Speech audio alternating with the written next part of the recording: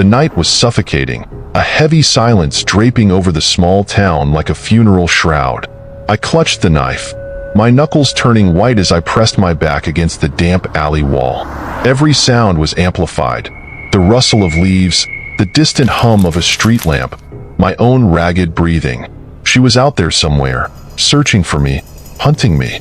My heart pounded in my chest, each beat a ticking clock counting down to an inevitable confrontation. Blood coated my hands, slick and warm, the metallic tang filling my nostrils. Memories of the past months flashed before my eyes. Smiles, whispers, and stolen kisses, now tainted with the stench of death. I thought of the first time we made the pact, how innocent it seemed then, a dark secret binding us together against the world. We were unstoppable, invincible in our love. But now, the bodies were piling up, and the walls were closing in. David! Her voice cut through the night like a knife, cold and calculating. Where are you, darling? I squeezed my eyes shut, willing myself to become invisible. This wasn't love anymore. It was a nightmare we couldn't wake up from. The knife felt heavy in my hand, a weight that mirrored the guilt pressing down on my soul. There was no turning back now. We were too far gone. As her footsteps drew closer, I knew one thing for certain. Only one of us would walk away from this alive.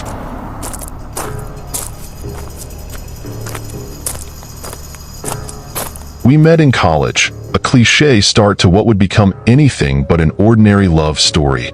Emily was a force of nature, brilliant, beautiful, and unapologetically herself. I was drawn to her like a moth to a flame, unable to resist the pull of her magnetic personality. From the moment we locked eyes across the crowded lecture hall, I knew my life would never be the same. Our love burned fast and bright, consuming us both.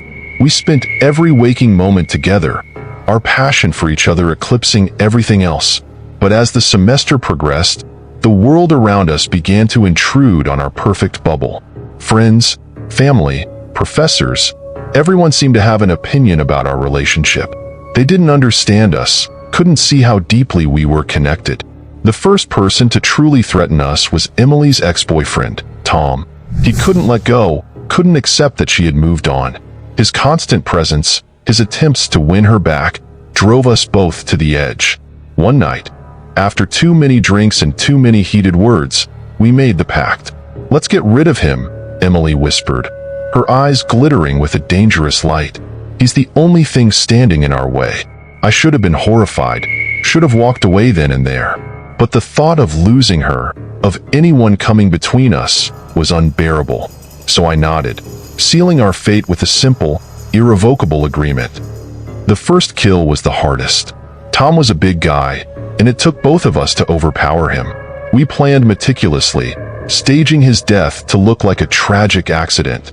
The thrill of it, the rush of adrenaline, was intoxicating.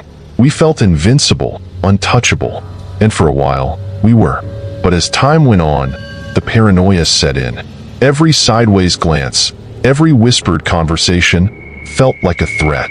We became obsessed with protecting our secret, with eliminating anyone who even remotely endangered our relationship.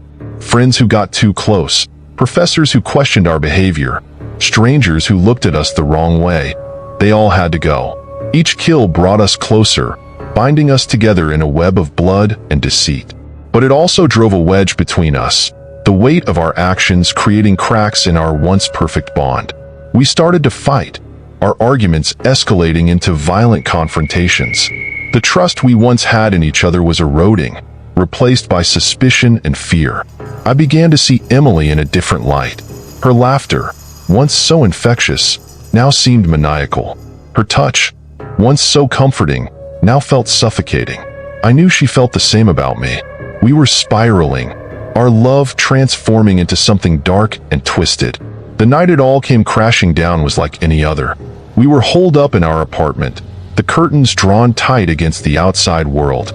The news had been full of reports about the recent string of mysterious deaths, but no one suspected us.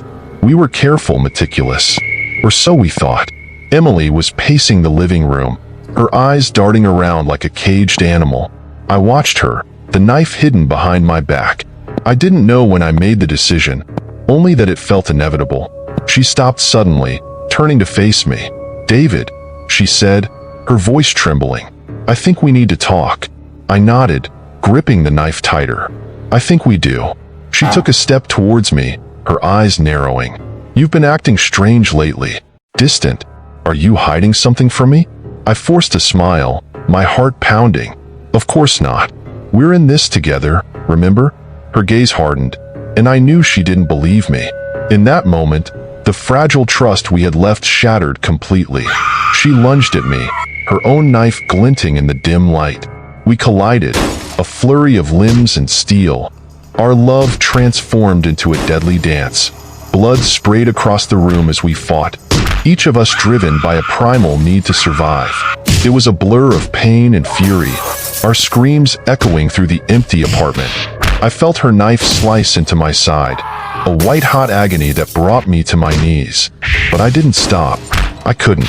With a final, desperate thrust, I drove my knife into her chest.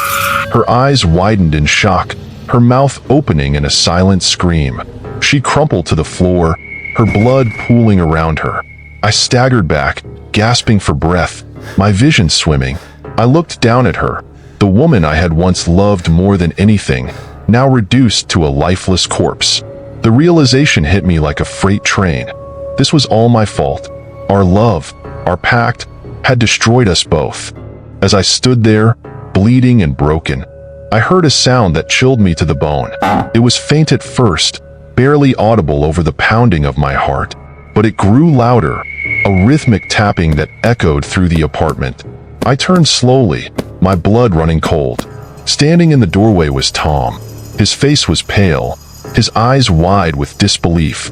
He looked from Emily's body to me, his expression a mix of horror and confusion.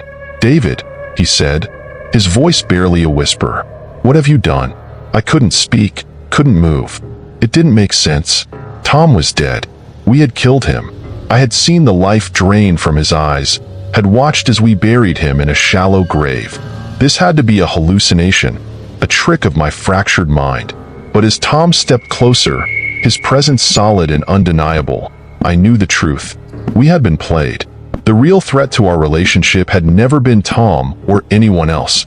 It had been us all along, our own twisted minds turning us against each other. As the darkness closed in, I fell to the floor, my vision fading. The last thing I saw was Tom's face, a haunting reminder of the lives we had destroyed in the name of love. And then, there was nothing.